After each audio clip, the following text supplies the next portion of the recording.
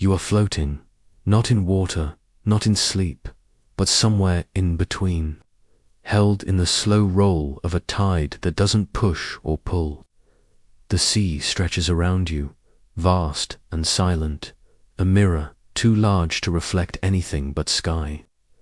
The air is warm, and carries a softness that feels imagined. And below, deep beneath the gentle undulations of the surface, something hums, not a noise, but an idea. That hum is Atlantis, or rather, the memory of what someone once thought Atlantis could be. And tonight, you are not here to prove or disprove it. You are here to rest beside it. A city made not of ruins, but of rhythm. A civilization that never asked to be believed, only dreamed. The first whisper came from Plato, almost 2,400 years ago, in the form of a dialogue. He wrote of an island kingdom beyond the Pillars of Hercules, rich, vast, technologically dazzling, deeply spiritual, and deeply flawed. In his telling, Atlantis was a superpower, drowned not only by the sea, but by its own excess. The gods, he said, watched it fall, and the ocean swallowed it in a single day and night of misfortune. But he never said it was real. He said it was a lesson, and still we kept looking. You imagine it now, not as a moral tale, but as a place that might have once existed, or still does, quietly beneath some stretch of sea, resting under layers of silt and coral. You see wide, concentric rings of water and land, glittering with clean geometry. Bridges arc between the rings. Temples glow in warm sunstone. Gardens float beside canals. A civilization built not just on architecture, but alignment, each structure, each plaza designed with an eye toward stars. And if it ever existed, maybe it didn't vanish in violence. Maybe it slipped away because no one wrote its name down again. Because history is not a perfect container. It leaks, it forgets, and some things fall out gently. You lie back further, the imagined water rocking you. Atlantis has become 1,000 places since Plato's time. People have claimed to find it in the Azores, in Santorini, beneath the ice of Antarctica, off the coast of Cuba, and beneath the sands of Sahara. Everyone wants to find it, and no one agrees where it might be. But maybe that's because it's not supposed to be found. Maybe Atlantis was never a place, but a space between knowledge and longing, a question folded into ocean. Spray, you picture divers now, real ones, sinking beneath calm surfaces with flashlights and scanning sonar, hoping for columns, for statues, for a wall that says I was here. But the ocean gives no such answers. It keeps its soft silence.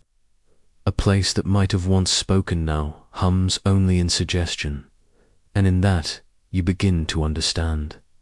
Atlantis is the archetype of loss, a symbol for every advanced society we might have missed, every idea too soon, every culture that didn't leave enough behind for us to trace.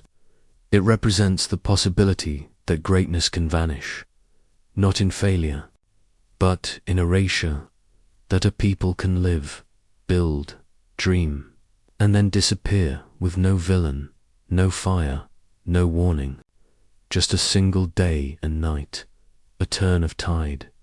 Maybe it was real, maybe it wasn't, but either way, the story itself is true, not because of facts, but because of what it tells us about how fragile memory can be, about how we listen harder to what we've already lost.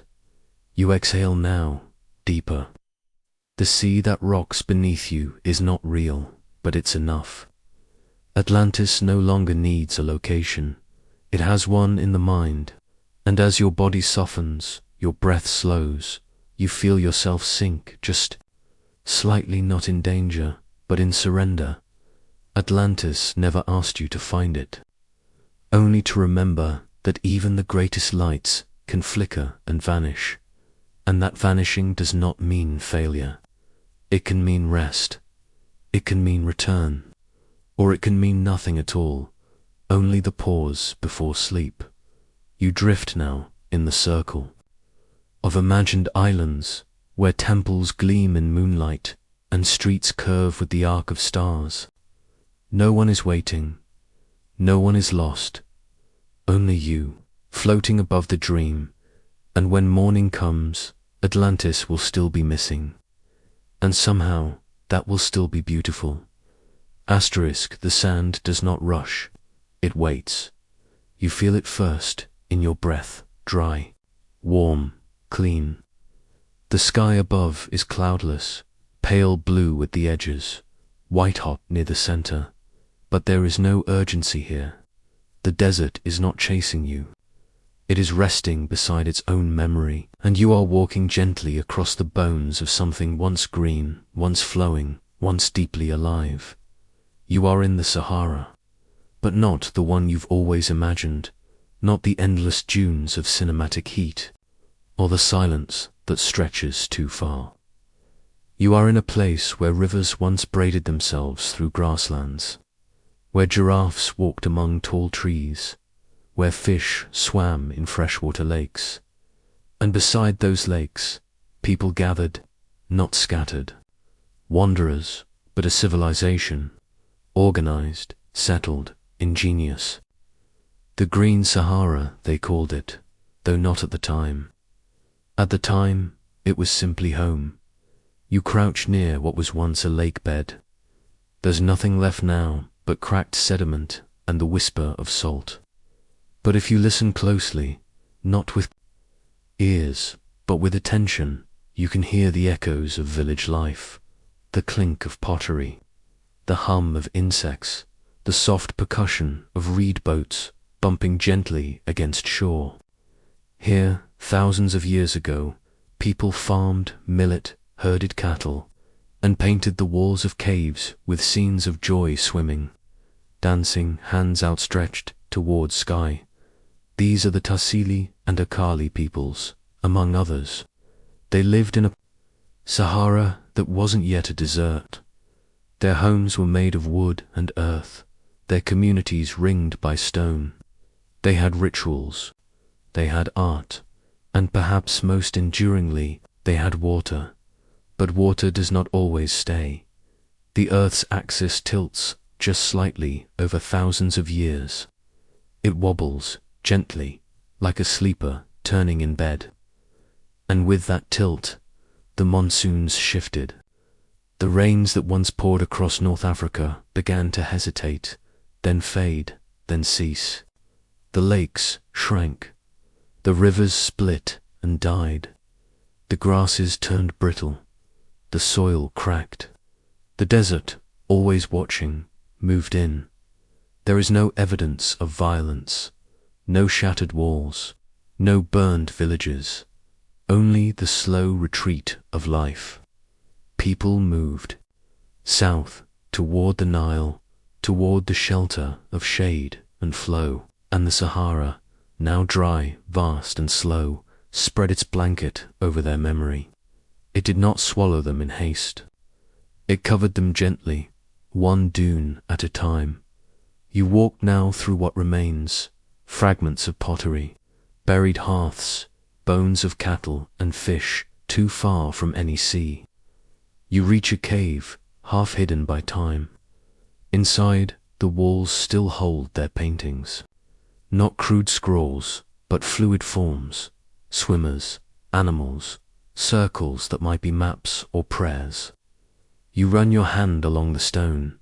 The pigment is faint, but it holds. Someone pressed their fingers here thousands of years ago.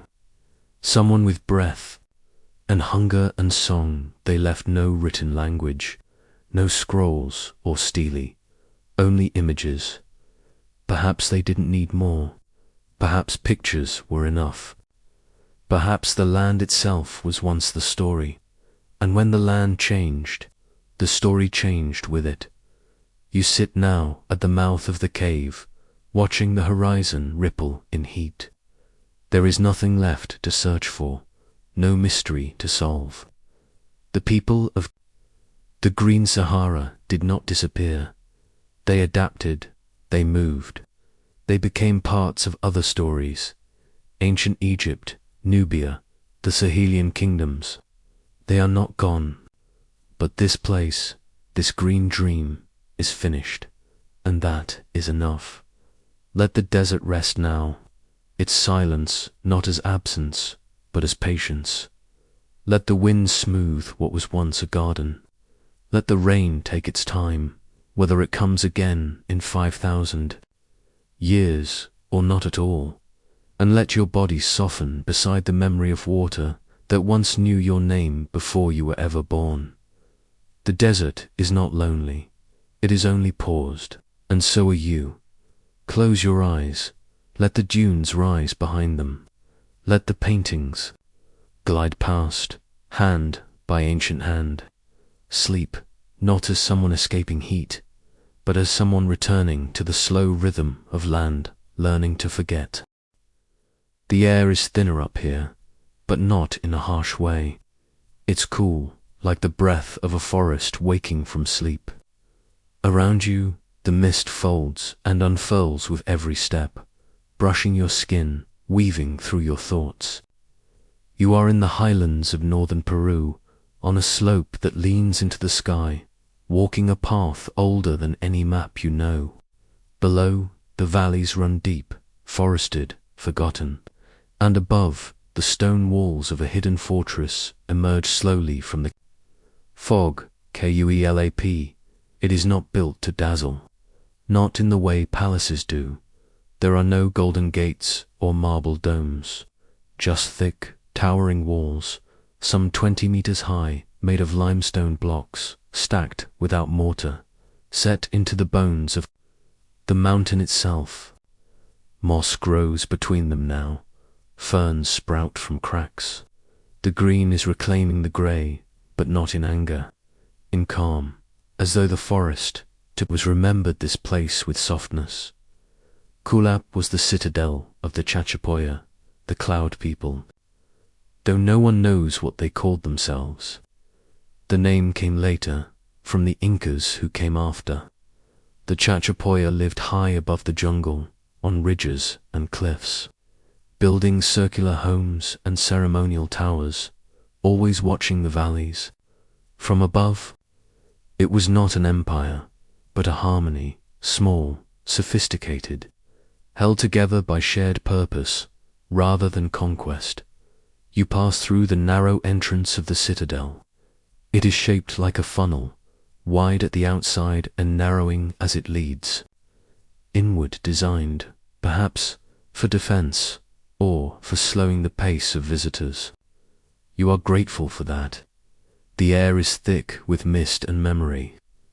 Inside, the remains of more than 400 round stone structures sit quietly, not collapsed, but humbled. They once had thatched roofs, wooden doors, perhaps painted walls. Now they open to the sky. There is something soothing about their symmetry. Each home is a circle, no sharp corners, no walls to trap sound or thought. The shapes invite you to breathe more evenly, to slow down. You imagine families here, cooking over fires, tending crops on narrow terraces, tracing the sky for signs. Of the season, they built with stone, but they lived in the clouds. And then, as it often does in the stories of quiet civilizations, the world changed. The Incas came powerful, expansive, organized in a way that absorbed and restructured.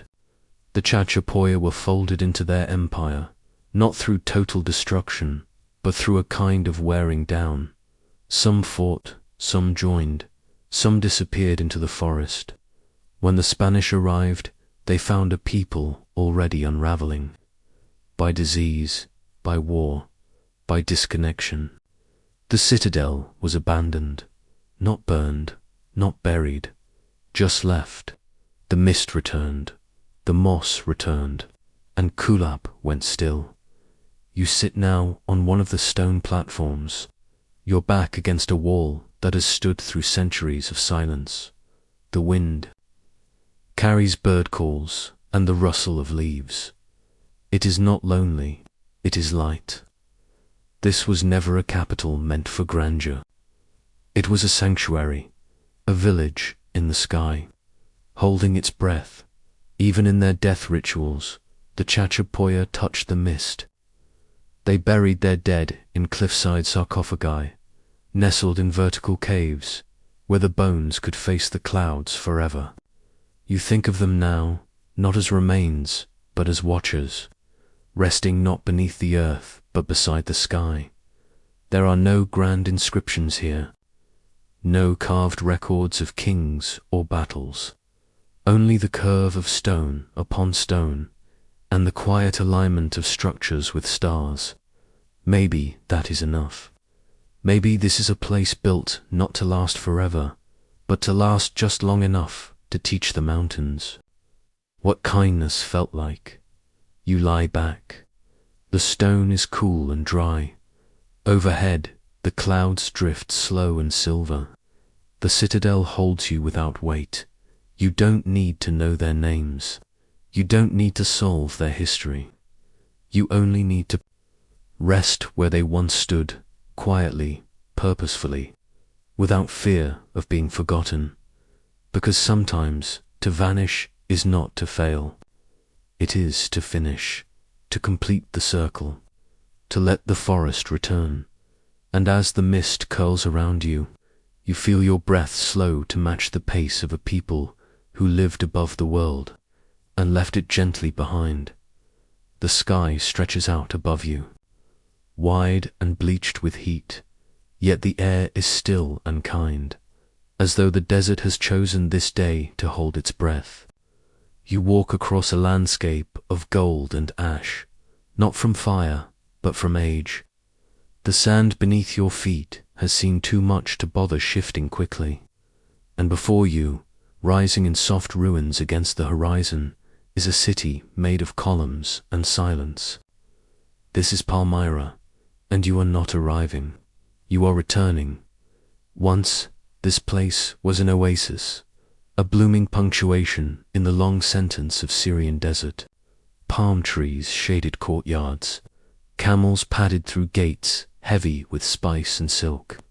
Voices blended, Aramaic, Greek, Latin, Arabic, a chorus of trade and transition. Palmyra was not a kingdom, it was a bridge, between east and west, between ambition and humility.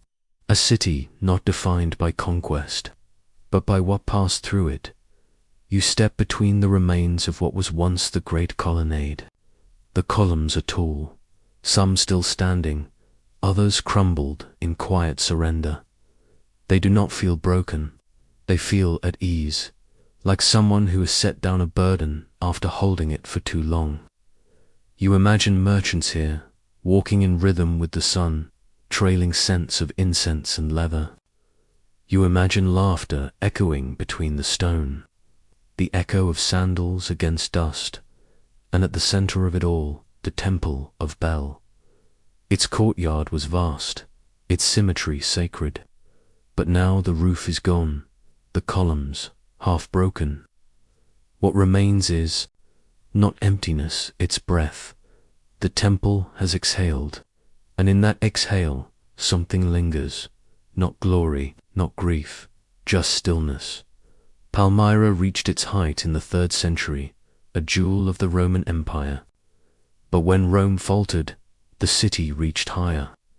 Zenobia, its queen, dared to claim independence. She led armies. She ruled with elegance and steel. For a moment, Palmyra stood, not as a province, but as a possibility, a city shaping its own fate. But empires dislike disobedience. Rome returned. The rebellion was ended. Zenobia was captured, and Palmyra wounded, but not erased, faded slowly. It did not vanish in flames. It simply stepped back, The caravans thinned, the walls softened. The wind became the only thing that crossed it regularly. You sit now at the edge of what was once a marketplace. The stall outlines are still there, sketched in stone and suggestion. You can almost hear it, the murmur of haggling, the creak of woven baskets, the splash of water from a jar tilted too far. This city did not forget itself. It simply remembered how to rest. Palmyra would suffer again, centuries later, from war, from damage, from the hands of those who mistook fragility for failure. But the city, even in ruin, did not flinch. The columns still rise. The walls still glow in evening light. The names may be gone, but the shape remains. Like a body that no longer breathes, but still holds warmth. And so you breathe, slowly, to match it. Inhale the scent of stone and dust, warmed under centuries of sun. Exhale the noise of the world. You came from receding, fading, gone. You do not need to rebuild the city in your mind. You do not need to translate every inscription. The story is not in the syllables. It's in the way the wind moves between the arches, in how the silence feels like shelter, not sorrow. Palmyra did not fall. It laid itself down and let time step over gently. So let it hold you now, this quiet kingdom of breeze and broken light. Let the ruins cradle your tired thoughts. Let the columns watch while you sleep, and know that you, too, can rest without ending, can fade without falling, can let go without fear of being lost. The trees whisper in a language older than writing. You walk slowly beneath their canopies, the air cool and damp with lake breath, the forest floor softened by centuries of needles and moss. Above you, the canopy sways in slow rhythm, not with wind, but with memory. You are in a place that feels like wilderness, but it wasn't always. This was once a landscape of purpose. Quiet, yes, remote, but filled with firelight and effort, with hands shaping the earth and minds dreaming in metal. You are standing in the old copper country, the upper peninsula of what is now Michigan, beside the cold, glistening shores of Lake Superior, and beneath your feet is the memory of a people who mined the earth long before there were maps to put them on. You come to a shallow pit, half filled with leaves and shadow. At first glance, it looks like nothing, but look longer, and you see the pattern, the outline, the rhythm. This was a prehistoric copper mine, hand-dug by people using only stone tools, bone levers, and the strength of time. They didn't blast the earth, they persuaded it, one flake at a time.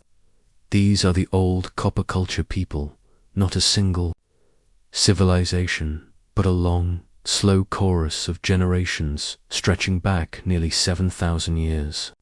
They left behind no cities, no palaces, no written words. But they left something more enduring, copper, hammered, shaped, traded across hundreds of miles, carried by canoes and footsteps, exchanged like whispers. You kneel beside a groove in the bedrock. It is smooth from the repetition of labor. You picture the hands that once chipped at it with stone mauls. There is no gold rush frenzy here, no booming camps, just the steady hush of work, human and patient. They mined for copper in its pure metallic form, not alloy, metal you could pick from rock, like fruit from a tree. It was rare, almost holy. They turned it into tools, into ornaments, into offerings. The copper moved, but the stories did not. Or if they did, they moved too quietly to be caught. You walk further and find a stone hammer, heavy and simple, half buried in lichen. These were tools abandoned when the work was done, not discarded, but returned. They didn't hoard. They didn't build empires of copper. They shaped what they needed, traded the rest, and when the metal ran thin or the forest closed in, they moved on. Their lives left no monuments, but their tools remain. Scattered like breadcrumbs across the upper Great Lakes, archaeologists have found thousands of these pits, and more than 10,000 hammers. Some date back to 3000 BCE, long before the pyramids stood or Stonehenge was finished. Yet, curiously, there is no evidence of smelting. The copper was cold-hammered, shaped by rhythm, not fire. This was a metal age without a furnace, soft and quiet. Like the world around it, you find yourself by the lake now. Its surface still and silver, the horizon stretching like breath held just a little too long. Somewhere beneath these waters, it's said, lie sunken pits and old camps, lost when the shoreline shifted or the ice retreated. The copper people knew this water. They knew its moods. They moved with it. No one knows exactly why they stopped. Around 1000 BCE, the mining faded, not overnight, not in collapse, just a gradual softening. Perhaps the richest veins were exhausted. Perhaps trade shifted. Or perhaps they simply stopped needing copper. The culture didn't end. It drifted, folded into others, became other names, other hands. The lake stayed, but the tools were silent. You sit now on a rock warmed by the afternoon sun. The birds call low through the canopy. The wind pushes gently through the branches. You breathe in slowly. You feel not the weight of loss, but of balance. A civilization that did not fall, but flowed. That lived light enough to leave, barely, a trace, and yet heavy enough to echo thousands of years later in a glint of metal beneath the moss. There is no monument here, and yet it feels sacred. No city wall, but still it feels enclosed. You are not outside history, you are inside its quiet places. The spaces where work was done without song, where memory settled not in stone, but in soil and tree and water. Close your eyes now. Let the copper glint beneath your thoughts. Let the forests fold over your breathing. You do not need to see the people. You only need to feel the hush they left behind. Sleep, not with the roar of collapse, but with the rustle of retreat into leaves, into silence, into time that lets go gently. Asterisk the dust here is fine, like flour sifted through centuries, and it rises in soft clouds as you walk. Not enough to choke, just enough to remind you that time too is a kind of soil. You are in the valley of a river that no longer flows. The Indus, once mighty, now whispers in dried tributaries and broken clay beds, and scattered across this land in places now called Harappa, Mohenjo-Daro, Lothal d'Oliveira, is what remains of a civilization that knew order without monuments, sophistication without spectacle, and a written language no one living can understand. You are in the heart of the Indus Valley civilization, one of the world's first great urban cultures, and yet one that left behind no kings, no wars carved in stone, no shrines to glory, just cities, vast, gridded, efficient, built of brick and balance and silence, not because they had nothing to say, but because they said it in a script that stopped being read. You walk the streets of Mohenjo-Daro, where straight lines run with uncanny precision. You pass the remains of homes with private wells, covered drains, public baths.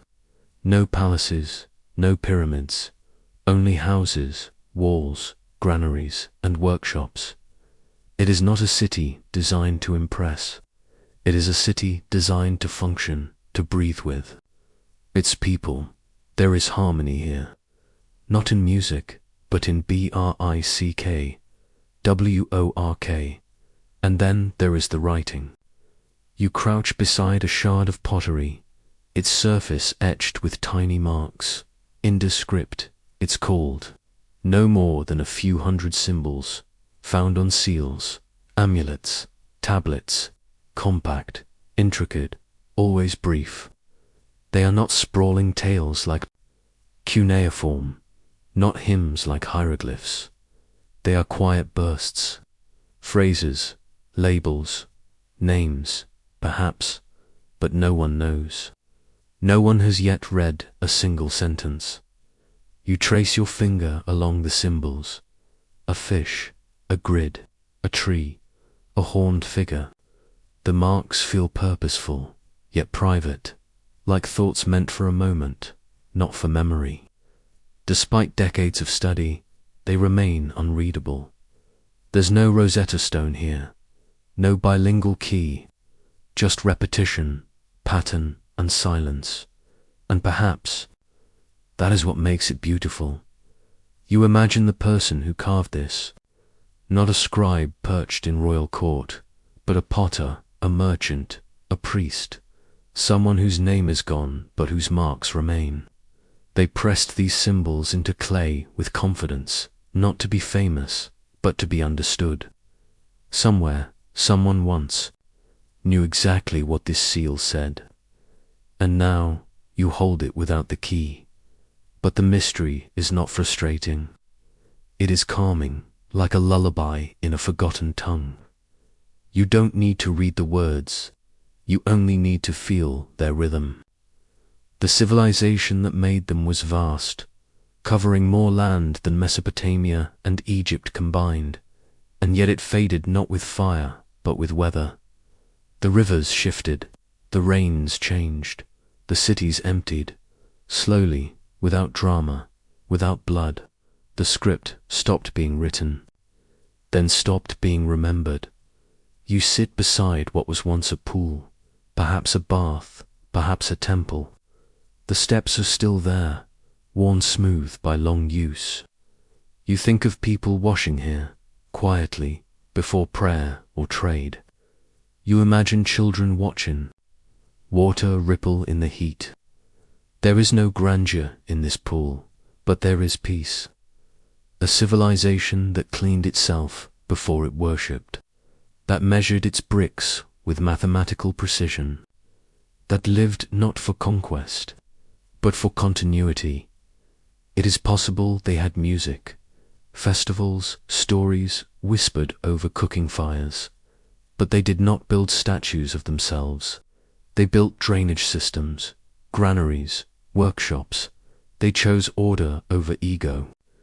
And when their cities emptied, they left behind not chaos, but pause. You lie back now against the warm brick. The breeze smells of dry earth and something older. You do not need to solve the puzzle. You do not need to translate the script. It is enough to know that it was once known, that a people walked here with purpose and peace, and that even now their streets hold the shape of human rhythm. Close your eyes, let the unread words drift beneath your thoughts. Let the script dissolve into quiet. Let the city carry you, not into confusion, but into the comfort of not knowing, because sometimes a mystery is more restful than an answer, and sometimes a lost voice is still speaking, just not in your language. Sleep now, beside the untranslatable. Sleep in a city that never shouted. Sleep where silence is not absence, but architecture. You are walking through a land heavy with green, not the bright, reaching green of youth, but the thick, wise green of age. The jungle breathes around you in slow, humid exhales. Vines wrap ancient stones with gentle insistence. Trees rise from earth that has tasted centuries of feet. You are in southern Mexico, near the Gulf Coast, in the place where something old still lingers beneath the moss. The ground here remembers what the world forgot, and as you move further in, you see them, not ruins, but presences.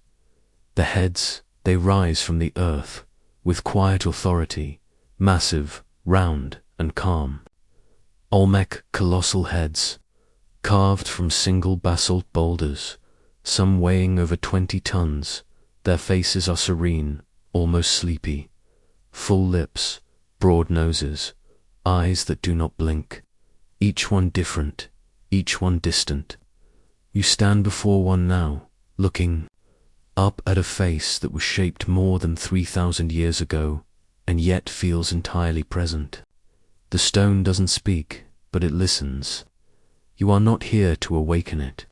You are here to listen back. The Olmec civilization, often called the mother culture of Mesoamerica, emerged quietly around 1600 BCE in the swamps and rivers of what is now Veracruz and Tabasco. They built no sprawling empires, left behind no great armies or written manifestos, but they planted seeds, not in fields, but in minds. The first to carve in colossal scale, the first to trace constellations into calendars, the first to look up at the stars and build pyramids to echo them. They were not trying to dominate time. They were trying to understand it. You wander now through what remains of San Lorenzo, one of their oldest cities. There are no standing walls, but the land has been shaped. Mounds rise like resting shoulders. Canals snake beneath the soil. Early engineering to manage floods, to flow water like thought. You see altars, thrones, platforms carved with half-human, half-jaguar figures. Myths folded into stone, too old to decipher completely. The Olmec did not shout their story. They folded it gently into every carving, every alignment. You come to a clearing and sit beside a head partially buried in earth. Only the top half is visible, and in that hiddenness there is peace. The Olmec often buried their monuments, not in defeat, but in ritual. It was part of their rhythm, a cycle of revealing and returning, of sculpting something vast, and then letting the jungle reclaim it. You press your palm to the stone. It's cool, but not distant. Like memory before it wakes. Their cities were small by later standards. No towering metropolises, no conquests carved in relief. But from these forested hubs came math, astronomy, ceremonial centers, the long count calendar, the shape of ideas that would bloom in Maya and Zapotec and Aztec. The Olmec did not vanish. They dissolved. Their culture flowed into others, like a river that becomes invisible only to emerge again downstream. No one knows what they called themselves. Olmec is a name given later. Even their writing, which may be among the earliest, in the Americas, is only partly understood. Glyphs etched in jade and stone, too few to translate, but too patterned to ignore. They left behind no epic scrolls, no manifestos, only monuments that watch, that wait, that never moved but somehow traveled through time. You lie back in the grass, the air thick and still. A toucan calls in the distance, its voice more ancient than any word. Above you, the stars begin to puncture the twilight. You imagine the Olmec watching the same sky, mapping the Venus cycle, tracing the path of the sun, building not just for worship, but for rhythm. Their temples were clocks, their cities, observatories wrapped in jungle, and when their time passed, they did not fall. They stepped back. They let others step forward. Not every story needs a loud ending. Some close their chapter in whispers. Some step back into the soil and let the vines speak for them. Sleep now beneath the faces that do not blink. Let the stoneheads cradle your thoughts. Let the jungle fold you into its breath. You do not need to remember everything, only that someone once carved this face, and someone else will dream of it again. Asterisk, you begin at dawn, when the sky is pale with waiting. The wind carries a cool edge across the savannah, and the grass shifts like a giant animal sleeping just beneath the earth. You are in the southeastern highlands of what is now Zimbabwe, but the name came later, before the borders, before the maps, before anything was fixed in ink. This was the land of Great Zimbabwe, a kingdom without boast, a city without mortar, a civilization that rose from stone and song and then stepped softly back into the dust. The path winds upward, through dry brush and low trees. The sounds here are gentle, the rustle of small birds, the quiet rattle of dry leaves. Then, rising ahead, the curve of a wall, not tall in the way castles are tall, not jagged or forced. It leans into the earth with calm, deliberate grace. Dry stone walls, some over 30 feet high and hundreds of feet long, built with no cement, only gravity and intention. The granite blocks fit together like breath, placed, not pressed, balanced, not bound. You touch the stone, it's warm. Already, even this early. Each block was quarried nearby, shaped by hand, laid in courses that seemed to curve and ripple like waves. The great enclosure, they call it now, but it holds no single purpose. Perhaps a royal compound, perhaps a place of ceremony. There are no defensive battlements, no signs of war, only graceful curves, narrow passageways, and the quiet elegance of walls that still stand after 7 centuries of weather.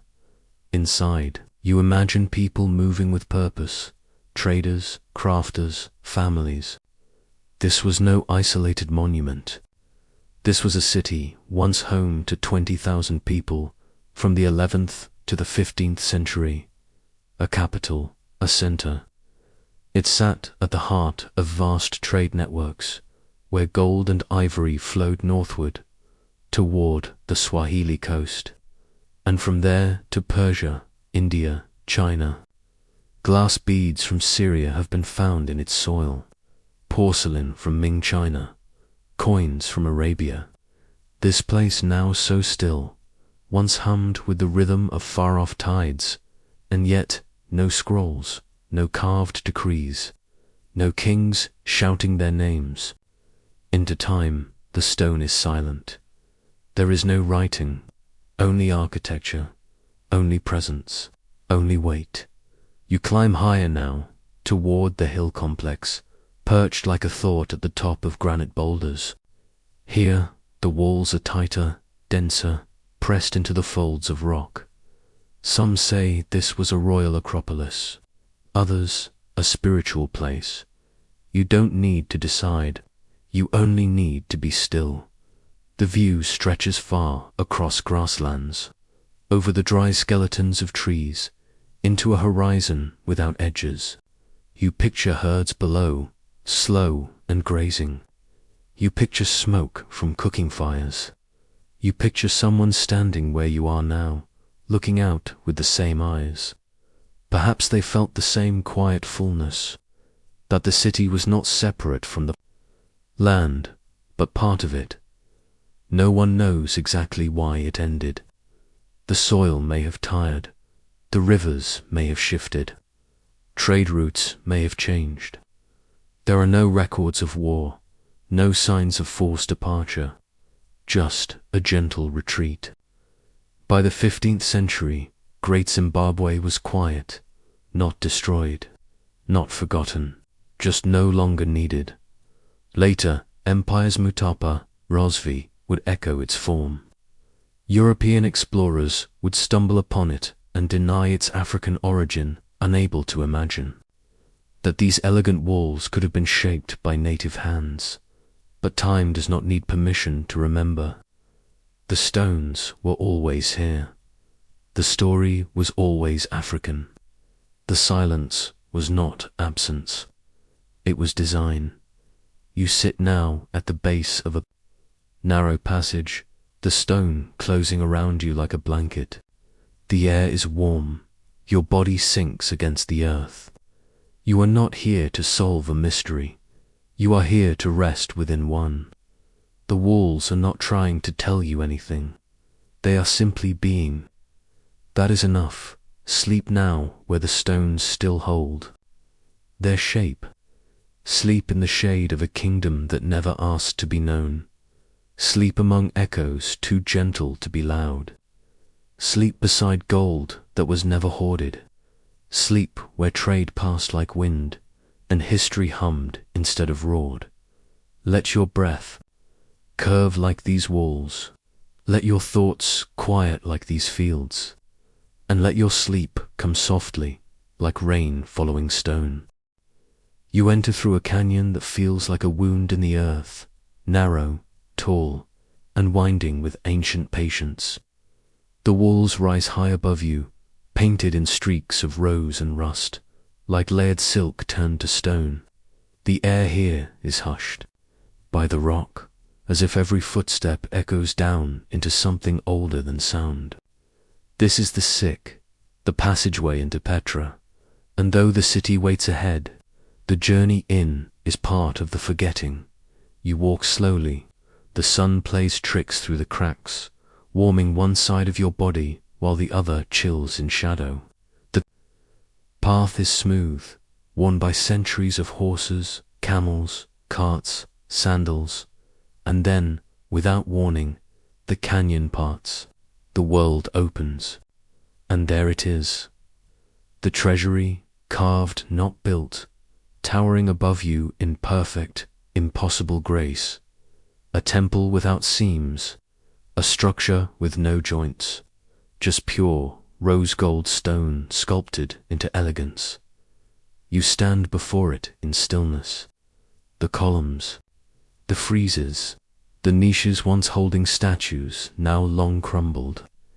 It feels more like a memory than a monument, something shaped by breath rather than by hand. And yet, this was once real, busy, alive, the capital of the Nabatean kingdom, a people who spoke softly and traded widely, guiding incense and silk and spices through desert winds long before the Romans arrived. Petra was never meant to be hidden. It was a crossroads, open, worldly, welcoming. The Nabateans controlled the trade routes with wisdom, not war. They offered water in the desert, shelter in the cliffs. Their engineers bent the land to serve them. Aqueducts, cisterns, reservoirs. They harvested rain. They grew gardens in rock. Their wealth poured into temples, tombs, and theaters, all carved, never constructed. They believed stone could sing, and now it hums. You walk deeper into the city, past tombs cut into cliff faces, past dwellings now inhabited only by wind and echo. The paths are soft with sand. The colors change as the day passes, crimson, lavender, honey, ash. Every turn reveals more facades, more silence. There are no roofs. Petra opens to the sky at its height in the first centuries. BCE and CE, Petra was home to perhaps 20,000 people. But like so many places built on movement, its fate shifted when the roads did. Sea routes took over. Rome changed its mind. Earthquakes struck. Slowly the city emptied. The buildings remained, but the voices faded. By the 7th century, Petra was more ghost than market. By the time European explorers stumbled across it again in the 1800s, it was known only to a few Bedouin, folded back into secrecy, but it never vanished. The stone never does. You find a shaded spot beside a wall carved in script long unread, and you let your body lean into the rock. It supports you, not in comfort, but in presence. You are being held by time. You think of the hands that once carved these tombs, of the tools striking rhythm into cliffs. They did not build for eternity. They built for function, for beauty, for reverence. They knew sand would return. They knew the wind would have its way. And still they carved.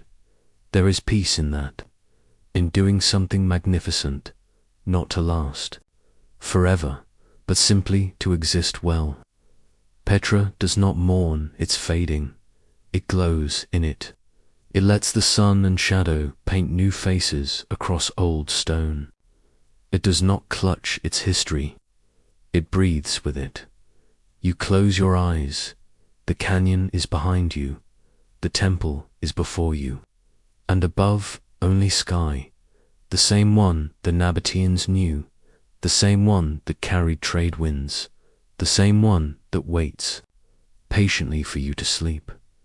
Let the stone cool your thoughts. Let the sand drift across your memory. Let the roads vanish beneath your dreams. You are not lost. You are only resting in a city that remembered how, you step into warmth, not harsh or burning, but close, like a breath to near your skin. The air is thick with green. The trees rise in long columns, filtering sunlight into a soft, dappled hush. Around you, the jungle murmurs, insects, birds, a rustle like distant footsteps, though no one walks here now but you. And there, parting the green as if surfacing from a long dream, is stone. A tower, a gate, a face, half root, half ruin. You are in Angkor, ancient capital of the Khmer Empire, where architecture once ruled the world and then surrendered it. To the forest, the ground beneath your feet is a worn mosaic of paths and paving stones, cracked, half swallowed by soil, but still tracing the outline of something vast. The temples you see are only fragments. The heart of this city, now known as Angkor Thom, Angkor Wat, Ta Prohm, and more, once stretched across hundreds of square kilometers. It was the largest urban center on Earth in its time. Not just temples, but houses, roads, reservoirs, farms, 1 million people, perhaps more. And now, so few stones speak clearly. You approach Angkor Wat, the crown jewel, not because it is most grand though it is, but because it is most awake. Its towers rise like lotus buds, blooming in reverse. Carvings wrap every surface, Apsaras dancing, battles unfolding, gods emerging from churning oceans. And yet the silence here is complete. You are not here for religion. You are here for rest, for the echo of a place that once held glory gently in its palm. Built in the 12th century, Angkor Wat was a temple to Vishnu, then later to Buddha, and perhaps, at times, to both. Its symmetry mirrors the heavens. Its courtyards were walked by kings. Its reflection still glimmers in wide moats that once nourished the land. But what stirs you most is not its perfection. It's the way it now leans into imperfection. The moss on the stairs, the trees reclaiming doorways, the silence between carvings where voice is used to echo. You walk north to Ta Prohm, a temple left purposefully unrestored. Here, nature and architecture embrace in long, tangled gestures. Strangler figs and silk cotton trees grow through the stone, their roots rippling across walls like slow lightning. There are doorways blocked by bark, corridors folded shut by roots. You run your fingers along one trunk, its bark smooth, warm, and pulsing with life. The trees are not invaders. They are caretakers. Once, this was a monastery, a school, a place of study and stillness. Now, the jungle is the scholar. It recites the city's memory with the rustle of leaves and the softness of decay. You sit beneath a collapsed roof, in the shadow of a bodhisattva's calm face, and you breathe slowly. The forest exhales with you. Angkor thrived for centuries. Engineers dug canals, built reservoirs the size of lakes, managed water with a sophistication that kept the city fed even through drought. Roads stretched from here to distant parts of Southeast Asia, but the systems were delicate, and over time they frayed. The climate changed, the rulers shifted, new cities rose elsewhere. Angkor was not conquered. It was outgrown, the people moved, the trees moved in, and yet it was never fully abandoned. Monks still came, pilgrims still walked the causeways, and today the temples still stand, not in defiance, but in patience. They are not ruins. They are reminders. You lie back now on a stone slab, warmed by years of sun. High above you, a tree has split a tower in two, yet both halves still rise. The branches catch the light. The leaves whisper nothing urgent. Time has slowed here, not stopped. The city may have fallen quiet, but it has not forgotten how to breathe. Let your breath match the rhythm of the forest. Let your thoughts tangle gently, like vines. You do not need to understand the carvings. You only need to rest beside them, sleep. In a city too large to be seen, too quiet to be lost, too old to be hurried, let the temples fold themselves back into dreams. Let the forest finish the story. The horizon here is not drawn in trees or stone, but in the soft curve of sand, endlessly folding. You are walking beneath a sky so wide it quiets even your deepest thoughts. It stretches like parchment, pale, endless, and waiting. The sun hovers above the dunes, warm not with fire, but with a long, steady breath. This is the edge of the Sahara, near the slow pulse of the Niger River, and here once stood a city whose name was whispered like myth, Timbuktu. It doesn't matter what you've heard. Forget the stories of treasure, of vanishing cities paved in gold. The truth is more delicate, more enduring. Timbuktu was never a city of glitter. It was a city of thought, of books, of quiet rooms, of salt-stained maps and candlelight pressed between pages. You step through narrow alleys, between low buildings the color of sand. Their mud-brick walls melt into the earth as if they rose from the very dust they now return to. The air is dry but not hostile. It carries the faintest scent of paper and leather, memory inked and bound. You're not here to dig for riches. You're here to listen for the rustle of a turning page. From the 12th to the 16th century, Timbuktu was the intellectual heart of West Africa, a hub where desert caravans carried not just salt and gold, but poetry, astronomy, mathematics, law. Scholars gathered in Sanka universities, debating under the stars. Thousands of manuscripts were copied, traded, tucked away. Knowledge moved faster than the camels that bore it. You walk past the Jingabur Mosque, its spires crowned in wooden scaffolds, not abandoned, but maintained by tradition, remade each year with new mud, new care.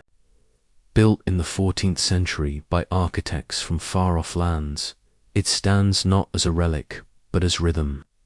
Here, architecture is not frozen in time. It breathes, it adapts. It remembers rainfall and war and festival inside the libraries, old books. Still sleep. They rest in wooden chests, in homes, under beds, in small family vaults. Their pages are thick with script, Arabic, Ajami, the soft looping of lives lived in ink. Some record theology, others science, some simple ledgers of trade, and some, the most precious, carry poems written under starlight. Stories passed between generations, like the secret to a long road. You imagine one such scribe, bent over, parchment in the flickering light of an oil lamp. He dips his reed into ink made of soot and gum. He writes slowly, carefully, each word a step through time. He does not know you will one day imagine him, but his hand shapes a thought that still exists even now. Timbuktu's wealth came from its position at the meeting of trade and river, of camel and book. Salt slabs stacked like silver, gold dust counted by weight and breath, but empires shifted. Trade moved to the sea. Invaders came. Droughts lengthened. And the city, once so central, grew still, not broken, just quieter, just waiting. You pause. At the edge of the city, where the sand presses against the wall like a memory trying to return, you let it. The silence is not heavy here, it's soft. This is not the silence of absence, it's the silence of thought. The manuscripts remain, protected, hidden, preserved by hands who understood their worth not in gold, but in wisdom. Timbuktu did not fall, it hid. And sometimes hiding is how something survives. You lie down in the shadow of a low wall. The stones are warm from the day. The wind curls across your face, soft with dust and maybe a word or two. A page turns somewhere. A door creaks open, or maybe that's just your breath. You do not need to read every manuscript. You only need to rest near them. Let the pages flutter in your dreams. Let the sand cover the roads without regret. Let the silence carry the shape of thought. You are not lost in the desert. You are just sleeping in a city that remembers everything, even if it no longer says it aloud. Asterisk, the water is still, not perfectly. It moves, always, but without rush, without urgency. You drift near the mouth of the Nile Delta, where the Mediterranean curls its fingers against Africa's edge. Below the surface, in a realm where sunlight filters softly through sediment and time, there is a city. Its name was Thonis to some, Heracleion to others, a city of dual names and dual lives, now quiet beneath silt and sea. You do not dive into it, you glide. The water presses around you like a thick memory. It does not resist, it holds. The ruins are not ruins in the way. Deserts offer them, crumbled and exposed, but submerged, blurred, softened by sea. Stone statues lie tilted in the sand. Columns sleep in sediment. Inscriptions, once carved with certainty, now sway slightly as eels curl past. Everything here is slower. Heracleion was once a gateway, a bustling port city before Alexandria existed, the place where Greek traders first touched Egypt's soil. From the 7th to 2nd centuries BCE, it thrived. It was where goods were taxed, gods greeted, and sailors made offerings before entering the land of pyramids and pharaohs. It was sacred and busy and sunlit. It had temples and markets, docks and homes, all now lying where fish swim. You imagine standing on its harbor 2,000 years ago, the scent of salt and spice in the air, the sound of ropes pulled taut, of amphorae clinking, of priests chanting, in shrines devoted to Ammon and Heracles, to gods meeting at a cultural crossroads. You imagine the bustling chatter of many tongues, Greek, Egyptian, Phoenician, carried on warm breezes. You imagine walking its streets without knowing that one day they would sink, because they did not fall in fire. There was no war, no conqueror. The ground simply gave way. The canopy of earth, soaked and softened by centuries of river, began to liquefy. A slow catastrophe. Buildings sank not in a day, but over years. The sea moved inward, the city settled, downward, and eventually Thonis Heracleion disappeared beneath waves, not erased, just tucked gently away. For centuries it lived only in legends, a name in old texts, doubted, half remembered.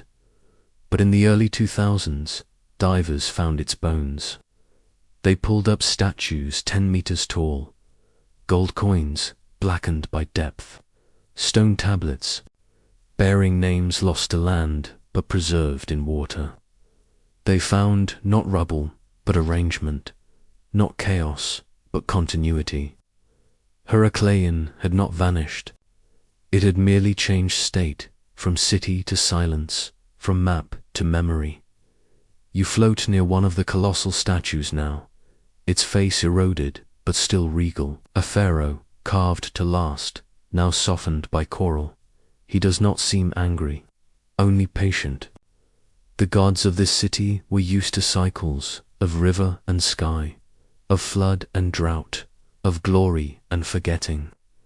The sea was not their enemy. It was just another story. You drift toward what was once the grand temple of Amun-Gareb, its foundation. Stones are scattered, like thoughts placed gently on the seafloor. Fish swim through its broken doorways, algae waves from its altars. No fires burn, no offerings are made, and yet something sacred lingers. The reverence is not gone, it has just grown quieter. You surface for air, blinking into the light. The waves close behind you as if erasing the memory, but you feel it. In your skin, salt, ancient and soft. You do not need to excavate everything. You do not need to lift the city to understand it. Sometimes the deepest truths rest easiest underwater. You lie back now, floating on your back, eyes to the sky. The sun warms your chest. The sea supports your limbs. Beneath you, a city breathes through stone and silence. It has no need to shout. It exists. That is enough. Sleep now above the temples that drift. Sleep above statues who no longer stand but still watch. Sleep where water cradles memory, where waves wash away time not to forget but to soften it. You are not sinking. You are settling. Let the sea take what it needs. Let the city remain unread beneath the surface, and let yourself drift into the depth of sleep, where even sunken things still shine. You begin this time not with a place, but with a question. What if it never existed? And yet you can see it, not clearly, but insistently. An island larger than Libya and Asia combined, according to one account. A land of concentric circles, gold and silver, stone and sea. A place where kings once ruled from shining halls. Their laws perfect, their wisdom deep, their pride fatal. Atlantis. You know the name before the story begins. But there is no coastline to visit, no coordinates to sail toward. Only stories shaped. By waves you lie back into the water of thought, neither warm nor cold, and let the idea of Atlantis rise beneath you like a tide. It first appears not in maps, but in words. In Plato's dialogues, written around 360 BCE, a fable, a lesson, perhaps a memory reshaped, a utopia undone by its own ambition. Plato claimed it was real. Others have hunted it ever since. But even then, he told it in dream. You drift through these stories like fog. Someplace Atlantis beyond the Pillars of Hercules, near the Strait of Gibraltar. Others believe it was Crete, shaken by volcanic fire. Some say it was the Azores, the Caribbean, even Antarctica. The guesses span oceans, but perhaps none of them matter. Perhaps the search itself is the city. Because Atlantis is less a lost land than a mirror, reflecting fears, hopes, longings, regrets. It is the perfect civilization that failed, the city of knowledge and grace that grew arrogant, and for that was swallowed by the sea. It is not just a tale of stone and salt. It is a caution whispered at bedtime. Do not fly too high. Do not forget where the shore ends.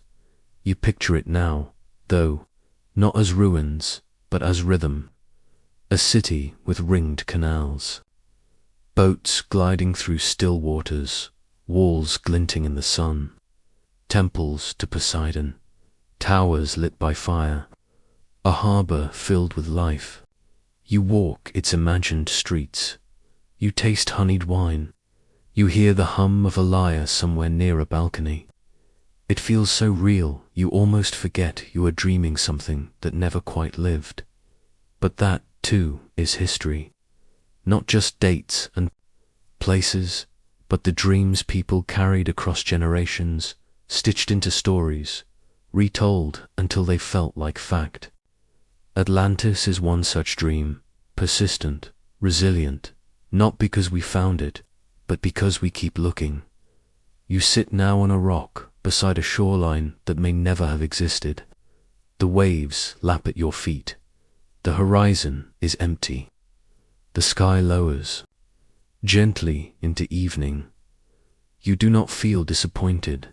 You feel full. Because what Atlantis offers isn't a city to explore, but a question to rest inside. What are we forgetting? What did we once have and lose and retell into myth? And perhaps in that forgetting there is comfort.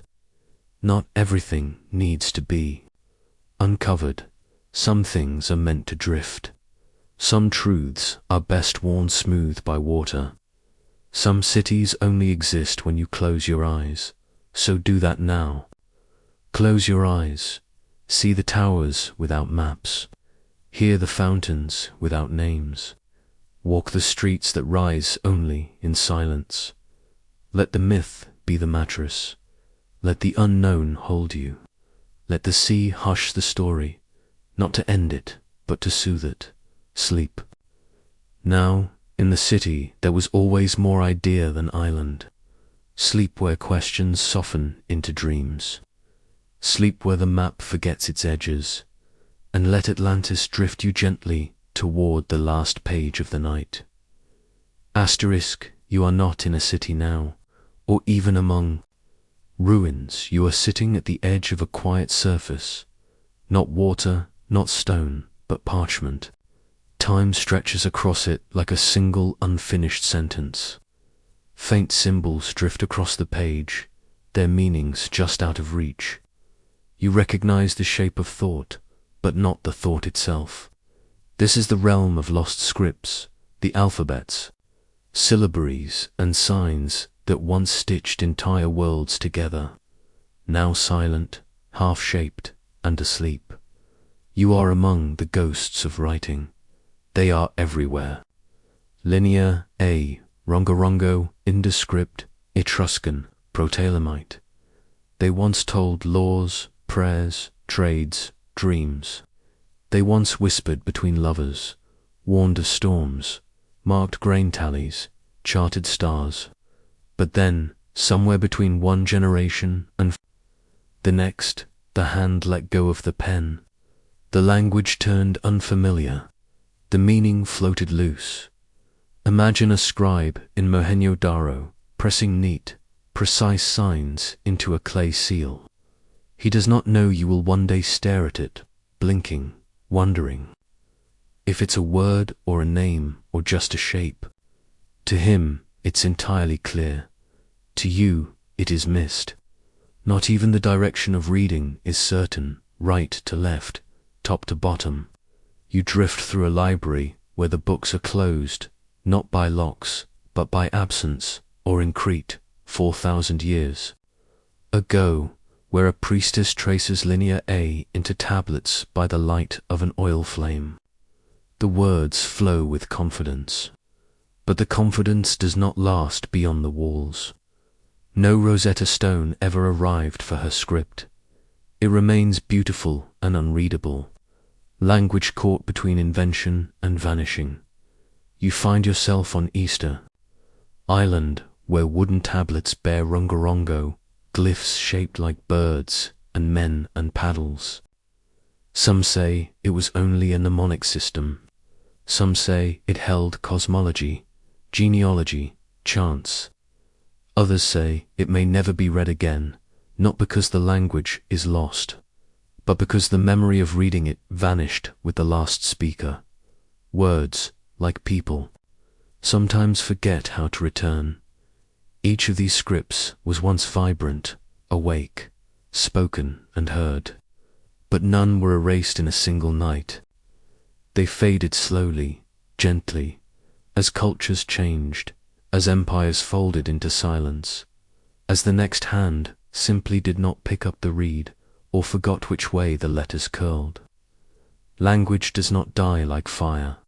It sleeps like fog.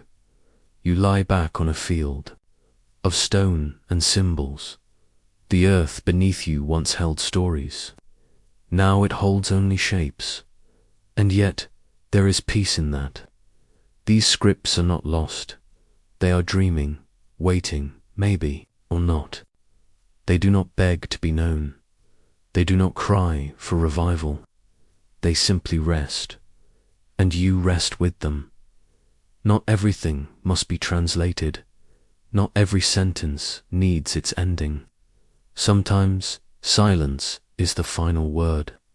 The scroll unrolls, not to reveal, but to offer space, soft, open space, where meaning doesn't matter as much as rhythm. Sleep now among the scripts that no longer speak. Sleep beside the syllables that once meant moon, water, love. Sleep near the names that time pronounced only once. Let the pages remain unfinished. Let the ink dry in peace. You are not forgotten. You are only unwritten. And in that there is calm. Close your eyes on the last unspoken word.